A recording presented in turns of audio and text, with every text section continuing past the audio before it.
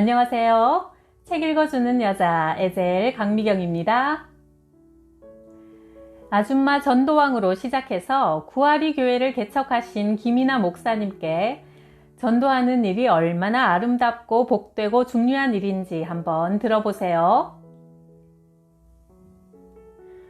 교회에 등록만 해놓고 주일날 예배드리러 오지 않는 젊은 부부가 있었다. 나는 그 집으로 신방을 가서 아이 엄마의 손을 잡고 안타까운 마음으로 울면서 기도했고 주일날 꼭 교회에 나와서 함께 예배드리자고 간곡히 권했다. 하지만 그 부부는 교회 오는 것보다 세상 것들을 더 좋아했다. 그 주일에도 부부는 교회를 빠지고 아이들을 데리고 청평으로 나들이를 갔다. 그런데 집으로 돌아오는 길에 기찻길을 지나다가 기차가 오는 것을 미처 보지 못해서 큰 사고를 당하고 말았다. 부부는 그 자리에서 즉사해 다시는 교회로 돌아오지 못하게 되었다. 이 소식을 들은 나는 새벽 예배를 마치고 구이동에 있는 방직어병원 영안실로 향했다. 두 사람의 시신을 봤을 때 그 모습은 말할 수 없이 처참했다. 얼굴이 모두 뭉개져 눈도 없고 코도 없었고 두개골은 다 쪼개져 있었다. 몸 안의 내장은 모두 밖으로 흘러나온 그 비참한 모습에 불쌍해서 울고 진작 이 부부를 하나님께 데려오지 못했다는 죄책감에 또 한 번 울었다. 좀 더 일찍 그 가정에 찾아가서 하나님 말씀으로 양육했더라면, 그들의 심령 안에 주님이 계셨더라면 이런 비참한 죽음은 비켜가지 않았을까? 이런 생각에 눈물이 쏟아져 서 있기가 힘들 지경이었다. 그 사건 이후 전도부와 새가족부를 훈련하는데 더욱 힘쓰게 되었고 전도해서 교회에 등록한 후에도 양육에 힘썼다. 꾸준한 예배와 기도로 하나님을 만나야 비로소 믿음의 사람으로 거듭날 수 있는 것이다. 한 번은 이런 일도 있었다. 갓 결혼한 새댁집에 신방을 갔는데 새댁의 얼굴에 어두움이 깊게 드리워져 있었다. 무슨 고민이 있냐고 물어보니 새댁은 그간 있었던 이상한 사연을 들려주었다. 결혼하면서 박제된 거북이를 선물로 받았어요. 장수와 재물복을 가져온다는 부적이라고 해서 그 거북이를 거실에 장식용으로 놓아두었습니다. 그러던 어느 날 점심을 먹고 몸이 나른해서 거실에 누워있는데 갑자기 선반 위에 놓여있던 거북이 눈에서 빨간 빛이 나오는 게 아니겠어요? 그날 이후부터 빨강색을 보면 무서워서 견딜 수가 없어요.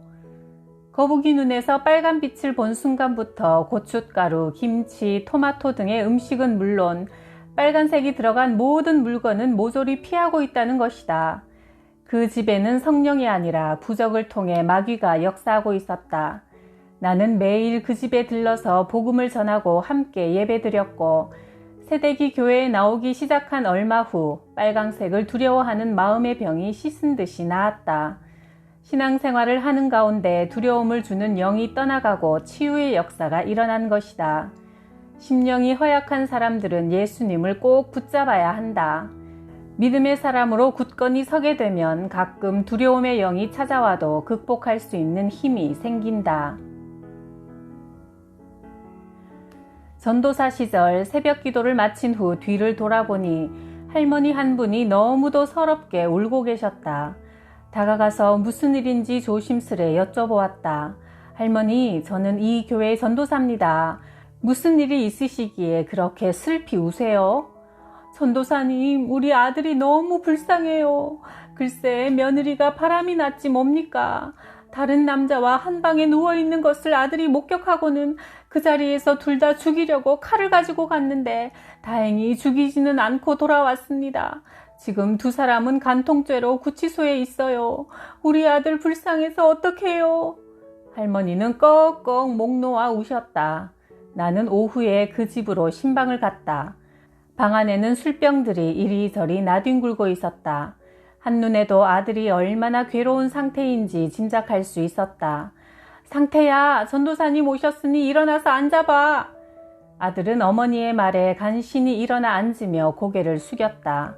형제님, 많이 힘드시죠? 제가 형제님을 위해 기도해 드리려고 찾아왔습니다. 나는 위로의 말을 건넸다. 아들은 이 한마디에 눈물을 주르륵 흘리며 하소연하기 시작했다. 어떻게 이럴 수가 있습니까? 제가 그래도 열심히 벌어서 이 정도라도 살고 있는 겁니다. 정말 하루도 쉬지 않고 가족을 위해 일만 했습니다. 저는 일의 특성상 낮에는 쉬고 밤에 일을 합니다. 그런데 어느 날부턴가 아내의 낌새가 이상해서 사람을 시켜 뒤를 밟게 했더니 현장을 잡았으니까 빨리 오라는 연락을 받았습니다. 그땐 오직 두 사람을 죽이겠다는 생각밖에 들지 않았습니다. 칼을 주머니에 넣고 곧장 그곳으로 달려갔지요. 두 사람이 함께 껴안고 있는 모습을 본 순간 칼을 꺼내서 죽이려고 했는데 그때 문득 저의 어머니가 기도하는 모습이 생각났습니다. 그래서 그들을 죽이지는 못하고 신고만 하고 돌아왔습니다. 남자의 아들은 올해 초등학교 1학년에 입학했다. 아들이 입학하면서 아이 엄마는 담임선생님을 만나기 위해 학교 가는 일이 잦아졌다. 그러다가 아이의 선생님과 바람을 피게 된 것이다. 그 사실을 안 남자는 너무나 괘씸한 나머지 둘 다 죽이려고 갔지만 어머니의 평소 기도로 살인자가 되는 것을 모면했다. 어릴 때 어머니는 30리나 떨어진 교회의 새벽 기도를 한 번도 빠지지 않았다. 1년 12달 항상 새벽에 기도하고 집에 오면 자고 있는 아들의 이마에 손을 얹고 기도를 해주었다. 특히 겨울엔 어머니의 손이 얼마나 차갑던지 그 순간 잠에서 깬 아들은 눈물을 흘리곤 했다. 남자는 이렇게 말했다.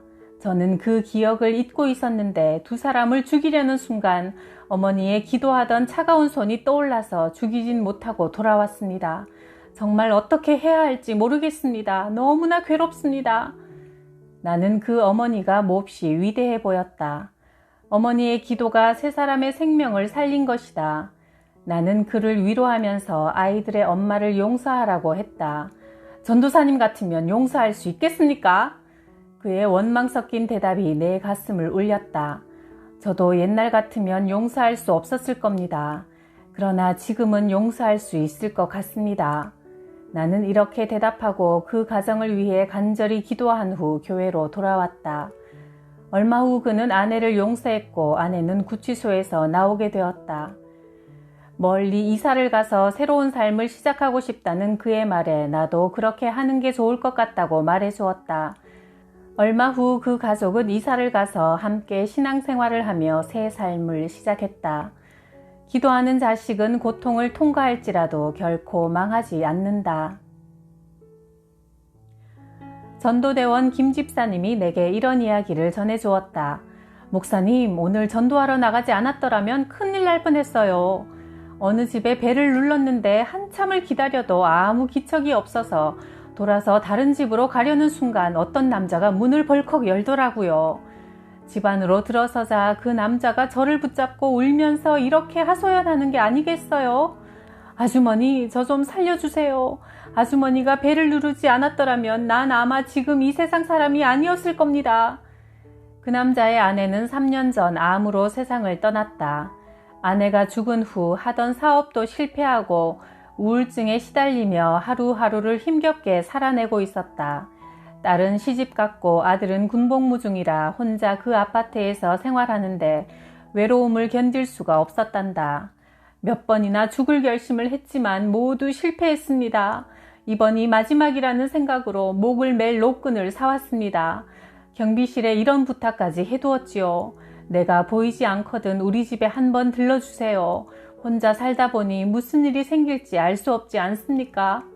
집에 돌아온 그 남자는 깨알 같은 글씨로 유서를 쓴 후 침대의 헤드보드에 노끈을 매달았다. 그리고 목을 매렸는데 자꾸 초인종이 울리더란다. 결국 망설이다 할 수 없이 문을 열었는데 전도대원이 문 앞에 서 있었던 것이다. 그때부터 우리 전도대원들이 그 남자를 돌보기 시작했다. 김 집사님은 매일 찾아가서 장을 봐서 밥도 해주고 청소도 해주었다. 예배 시간에는 그 남자와 함께 교회로 나와 예배를 드리는 등 정성껏 그를 섬겼다. 그런 정성 덕에 그의 마음은 점점 회복되어 이제는 세례도 받고 하나님을 섬기면서 영육간의 건강을 회복하고 있다. 내가 수년 동안 복음을 전했던 남자가 있다. 그는 안타깝게도 중풍으로 쓰러져 병원에서 치료를 받았지만 결국 몸을 쓸 수 없는 반신불수가 되었다. 몸이 아픈 가운데 드디어 하나님을 영접하고 교회에 나왔고 눈물을 흘리며 내게 이런 고백을 했다. 예전에 목사님의 말을 들을 걸 그랬습니다. 목사님이 저에게 교회에 나오라고 수만 번은 더 말씀하셨지요. 그때 하나님 앞에 나오지 않은 것이 너무나 후회가 됩니다. 하루는 전도대원들에게서 내게 전화가 왔다. 다급한 목소리로 빨리 와달라기에 급히 과천 문원동으로 향했다. 전도대원들이 3년을 찾아갔지만 한 번도 문이 열리지 않던 가정이 그날 처음으로 문이 열렸다는 것이다. 그 집에 가보니 지하 단칸방에 50대 어머니와 20대의 딸 두 모녀가 살고 있는데 둘 다 정신지체를 앓고 있었다.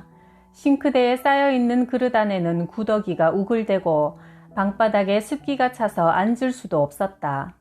동사무소에서 받은 쌀포대는 열어보니 모두 새까맣게 곰팡이가 피어 있었다. 모녀는 쌀을 버려둔 채 하루에 한 번 사회복지센터에서 보내주는 도시락을 먹으며 연명하고 있었다.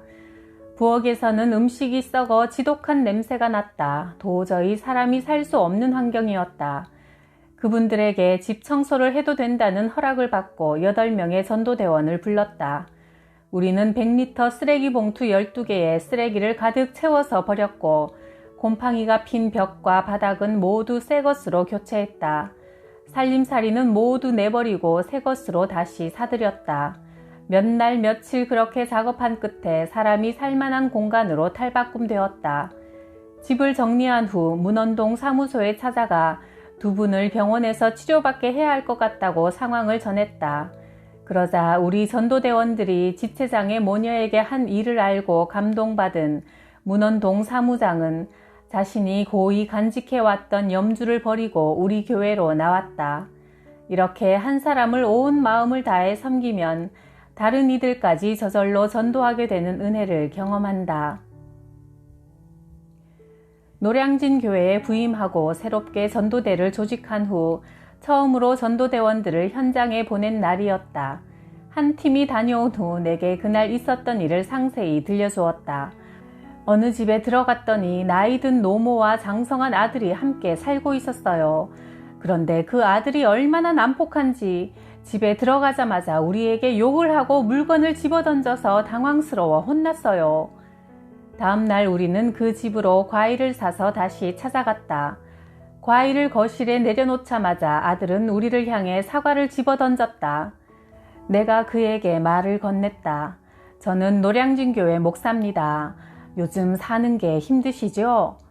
이 한마디에 상처받았던 그의 마음이 스르르 무너지면서 입을 열기 시작했다. 제가 사실 감옥에서 출소한 지 얼마 안 됐습니다. 집에 와보니 재개발 때문에 이사를 가야 한다고 합니다. 임대주택에 들어갈 자격은 되는데 보증금조차 없어서 그것도 불가능합니다. 더 이상 내 삶에 희망이라고는 없습니다. 남자는 나를 붙들고 울먹였다. 기구한 사연을 들으니 마음이 너무 아팠다. 하지만 그를 위해 해줄 수 있을 만한 것이 특별히 떠오르지 않아 기도만 해주고 교회로 돌아왔다. 다음 날 전도대원에게서 전화가 걸려왔다.